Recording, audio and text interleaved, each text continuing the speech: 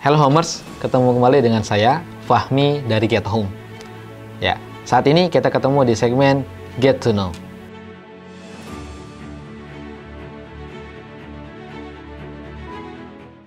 Homers, banyak teman-teman yang sudah mengambil KPR gitu. Mungkin salah satunya banyak yang ngambil juga KPR yang floating di bank konvensional gitu ya. Yang notabene memang menyesuaikan di nilai bunga cicilannya gitu ya, karena memang dia menyesuaikan dengan bunga BI saat berlaku tersebut gitu ya. Ada satu kasus memang yang pernah kita temukan gitu ya, dan mungkin juga sebagian Homers juga mungkin pernah mengalami, dan mudah-mudahan tidak banyak yang mengalaminya. Ada yang memang orang akhirnya sampai dia harus menjual rumahnya sendiri, padahal mengambil KPR itu buat punya rumah ya, tapi mengambil KPR buat punya rumah ujungnya harus dipaksa buat menjual rumah lagi karena cicilan floating yang terlanjur tinggi dan memberatkan dirinya. Yang sampai kisah ini dialami oleh Homers. Sehingga di Get to Know saat ini ada 5 poin yang saya akan jelaskan yang wajib Homers perhatikan, wajib Homers ketahui pada saat Homers akan mengambil KPR dengan skema floating. Apa saja? Check this out. Oke, Homers, poin pertama yang harus teman-teman ketahui atau Homers ketahui terkait tentang KPR floating adalah tahu apa sih sebenarnya KPR floating ini. Pertama, terkait KPR floating. KPR floating ini memang KPR yang diambil oleh Homers gitu ya, biasanya dan pada umumnya di bank-bank konvensional atau bukan bank syariah kayak gitu. Nah, di sana Homers ngambil cicilan KPR dengan biasanya ditetapkan fixed rate itu di awal saja. Pada umumnya 1 tahun, 2 tahun, atau terlama itu 5 tahun biasanya fixed rate tersebut kayak gitu.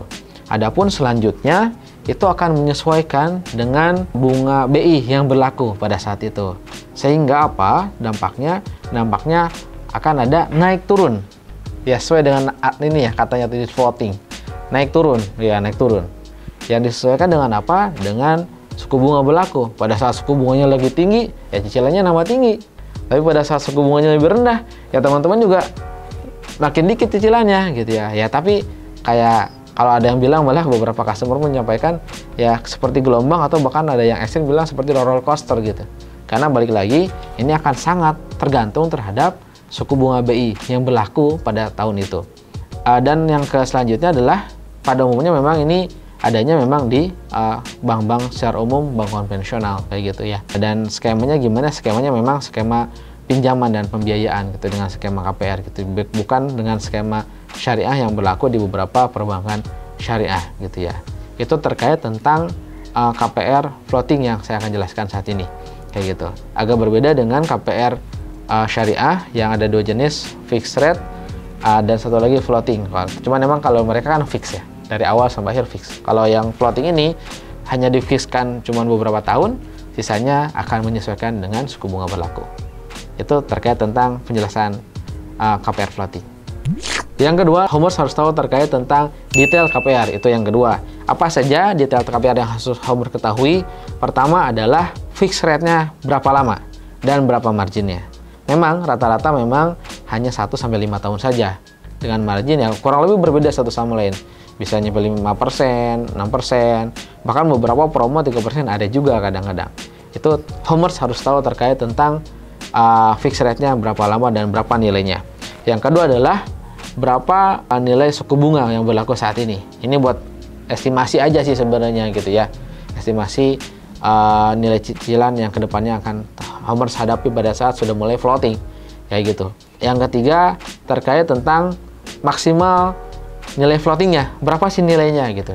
Memang pada umumnya saya sampaikan terendah-rendahnya biasanya itu sekitar 10 atau 11%, dengan tertinggi mencapai 14% nilai bunga per tahun gitu ya pada saat Homers floating gitu. Nah, di sana teman-teman atau Homers itu mungkin bisa mempertimbangkan dan bisa membuat simulasi di sana kayak gitu ya, dan kira-kira mampu atau tidak untuk mengambil KPR. Yang ketiga, teman-teman atau Homers harus mengetahui terkait tentang estimasi cicilan yang akan Homers dapatkan ke depannya. Mulai dari cicilan fixed rate. Di sana Homers bisa tahu sebenarnya nilai cicilan fixnya itu berapa dan selama berapa tahun gitu. Misalnya oh dari tahun pertama sampai tahun ketiga misalnya fixed rate-nya sekian persen marginnya gitu, dan Homers oh cicilannya kisaran maybe misalnya sebagai contoh di 3 juta rupiah misalnya. Terus yang kedua setelah floating berapa sih kisarannya? Nah itu minta data juga ke pihak perbankan, estimasi berapa sih nilai bunga yang berlaku buat kedepannya gitu ya. Dia biasanya bisa menyampaikan tuh berapa estimasinya gitu ya, sehingga oh kalau selanjutnya misalnya awalnya promo di 6%, selanjutnya di 11% misalnya. Homers bisa membuat estimasi juga berapa sih setelah tahun keempat dan selanjutnya cicilannya Homers.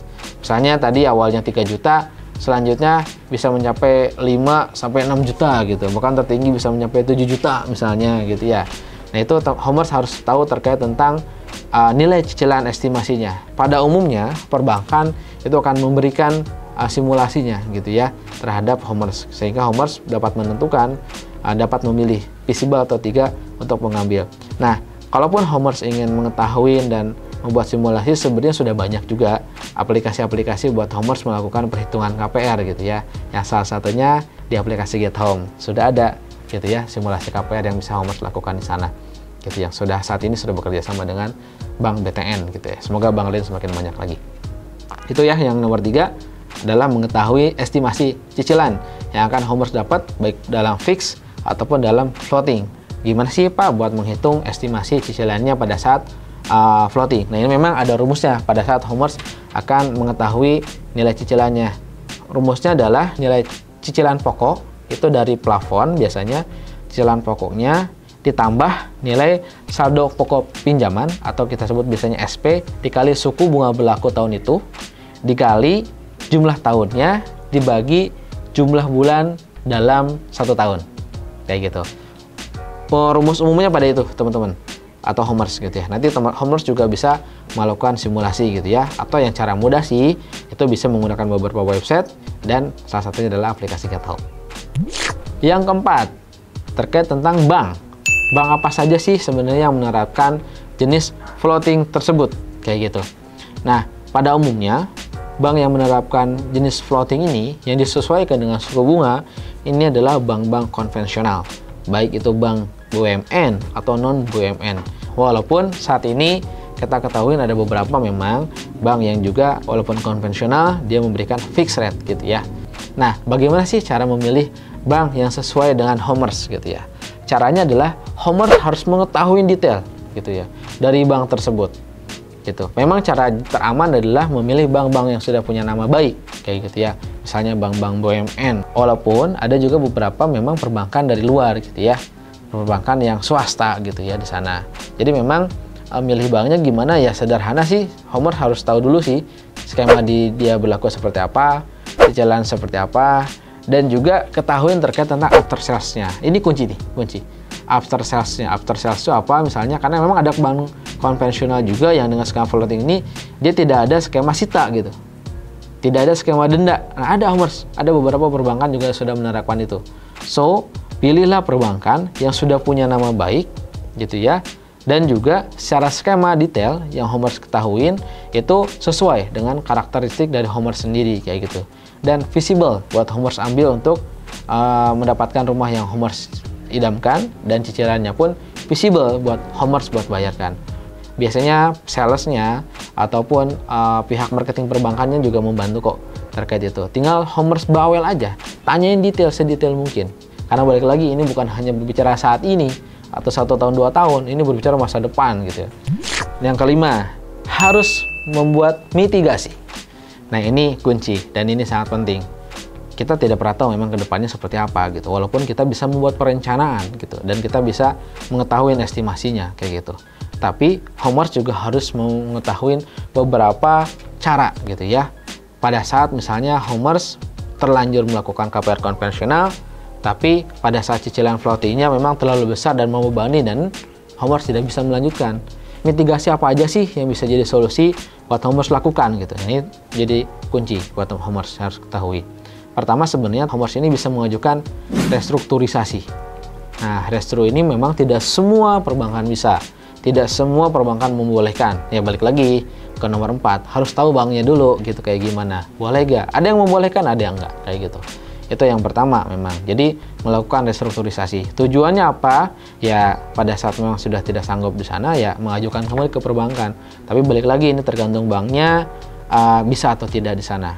Itu satu. Yang kedua adalah melakukan take over gitu ya. Take over ke perbankan lain, bukan take over jual rumahnya gitu. Jangan kalau jual rumahnya. Jadi melakukan take over ke perbankan lain. Memang di sana Homers akan kena biaya KPR untuk perpindahan bank tersebut, dan mungkin restu juga kena juga biayanya ada. Tapi lebih baik pada saat memang skema yang diambil itu lebih memudahkan Homers, lebih pasti untuk Homers gitu. Bahkan sedikit bocoran, beberapa perbankan gitu ya itu menawarkan diri untuk pindah dari floating ke perbankan dia kayak gitu. Beberapa ada tuh yang menawarkan. Sebagai contoh sedikit bocoran ya, misalnya BSI itu biasa dia menawarkan untuk skema take over gitu ya. Dan balik lagi itu harus teman-teman atau Homers siapkan gitu ya untuk sebagai mitigasi, antisipasi cicilannya tiba-tiba seperti roller coaster gitu, kegedean dan nggak sanggup dan membebani buat jangka panjang. So siapin mitigasinya. Itulah dua mitigasi yang Homers bisa lakukan. Dan yang terakhir adalah memang pastikan nilai rumahnya juga menarik gitu ya. Buat mitigasi ya terburuk-terburuknya pada saat Homers lepas ya memang masih bernilai baik gitu ya, dan masih bisa mendapatkan keuntungan dari rumah, syukur-syukur, walaupun terburuknya harus melepas rumahnya gitu ya. So memang dipastikan juga rumah yang Homers beli itu memang secara nilainya adalah masih bernilai tinggi gitu ya, dan bisa untuk kenaikan nilainya lebih besar lagi buat kedepannya kayak gitu. Nah ada beberapa memang perumahan seperti itu. Nah Homers harus tahu tuh, bahkan beberapa perumahan tuh boleh buat investasi juga. So itu 3 mitigasi yang Homers bisa lakukan pada saat teman atau Homers sudah terlanjur melaksanakan atau mengambil KPR floating di bank tertentu dan mendapatkan kejutan dengan cicilan floating yang sangat besar. Mitigasinya ada 3, restrukturisasi, yang kedua adalah take over ke bank lain gitu ya. Yang terakhir ya jalan terakhir adalah memang melepas unit tersebut gitu untuk menggantikan ke rumah lain gitu ya. So Homers bagi yang sudah mengambil floating jangan takut dan jangan panik gitu ya. Yang penting Homers di sana harus mengetahui. Nggak terlambat kok kalau sudah ngambil sekarang. Tanya aja ke pihak perbankannya, detailing aja dan lain hal, sehingga memang Homers juga sudah mengetahui mitigasi dan kemungkinan terburuk yang akan terjadi di sana kayak gitu. Tapi balik lagi, skema floating ini tidak semuanya nggak baik gitu ya. Apalagi kalau kondisi ekonomi Indonesia lagi sangat baik, ya mungkin ini baik. Kalau suku bunga lagi turun, ya dia juga nilai cicilannya turun gitu ya. Dan memang ada kelebihannya juga di sisi sana. Pun misalnya bagi orang yang ingin melunasi cepat, saya cuma cicilan paling 3 tahun doang, sisanya saya lunasin, saya tinggal nunggu proyeknya selesai, misalnya buat para pengusaha, buat wira swasta gitu ya, kayak gitu. Jadi balik lagi memang floating ini tidak selalu jelek, ada beberapa positifnya juga, yang penting disesuaikan. Tapi catatan terpenting adalah Homers harus mengetahui tentang KPR yang tersebut, harus mengetahui tentang diri Homers sendiri, mampu atau tidak mengambil gitu ya, dan harus mengetahui resiko dan mitigasi ke depannya. Sehingga pada saat Homers mengambil KPR floating, Homers bisa menjalankannya dengan baik dan bisa mendapatkan tujuan besar Homers membeli rumah, yaitu mendapatkan rumah idaman untuk keluarga dan Homers sendiri. Itu saja untuk segmen kali ini. Kurang lebihnya mohon maaf. Jangan lupa like, komen, pertanyaan juga boleh, serta subscribe channel ini kalau bermanfaat. Mudah-mudahan banyak manfaat untuk Homers, baik yang akan mengambil KPR ataupun yang sudah mengambil KPR. Itu saja untuk segmen kali ini. Kita ketemu di lain segmen. Terima kasih.